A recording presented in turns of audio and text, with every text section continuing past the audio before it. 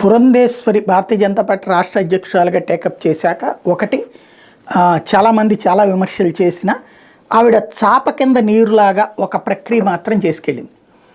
నేను చాలాసార్లు ప్రస్తావించాను, Telugu Desam party, Janasena, Bharatiya Janata party, YSR Congress party, ఈ మూడిట్లలో అసంతృప్తుల్ని కనుక జాగ్రత్తగా, అంటే తెలుగుదేశం జనసేన పొత్తు పెట్టుకునేటటువంటి సందర్భంలో ఖచ్చితంగా వ్యతిరేకతలు వస్తాయి.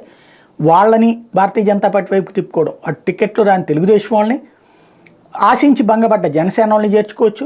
అట్లాగే వైఎస్ఆర్ కాంగ్రెస్ పార్టీ టికెట్లు రాకపోయి తెలుగుదేశంకి వెళ్ళి అక్కడ అవకాశం దొరక్క మిగిలిపోయినటువంటి వాళ్ళు తీసుకొచ్చి వీళ్ళందరూ సిట్టింగులు కావటం, లేదా బలమైనటువంటి క్యాండిడేట్లు కావడం, డబ్బులు పెట్టుకోగలరు, పోల్ మేనేజ్మెంట్ తెలిసిన వాళ్ళు, ఆంధ్రాలో ఆల్టర్నేటివ్ పాలిటిక్స్ లేక అల్లాడిపోతున్నటువంటి వాళ్ళు, వాళ్ళని బీజేపీ కనుక జాగ్రత్తగా వాడుకోగలిగితే బాగానే ఉంటుందని ఇంతకుముందు చాలాసార్లు నేను ప్రస్తావించాను. ఇప్పుడు పురంధేశ్వరి గారు ఆ విషయంలో చాలా సీరియస్ ఎఫర్ట్ పెట్టారు.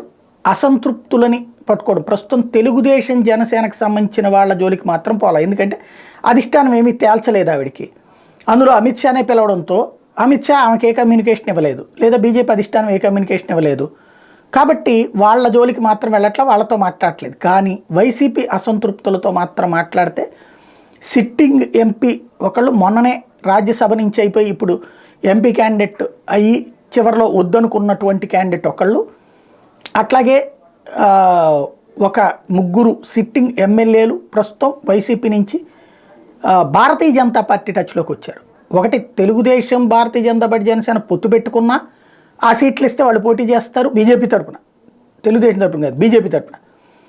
లేదు అనుకుంటే కనుక భారతీయ జనతా పార్టీకి సంబంధించినంత వరకు కీలకమైనటువంటి, అంటే ఇండివిజువల్ అయితే మాత్రం 40-50 మంది పోటీ చేస్తారు.